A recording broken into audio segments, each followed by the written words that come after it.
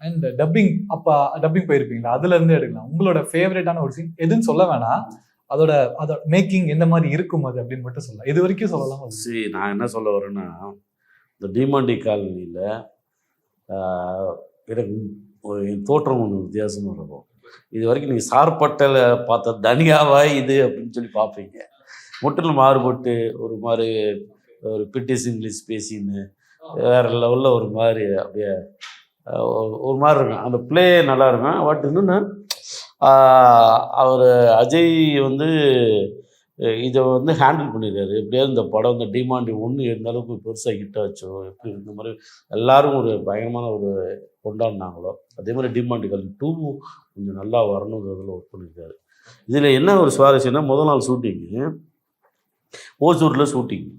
நான் இங்கேருந்து போகிறேன், ரெசார்ட்டில் வந்து ஷூட்டு. ஆகா சூப்பராக இருக்குது போல், ஊட்டி மாதிரி ஜாலியாக இருக்கான் போல் அப்படி போனோன்னா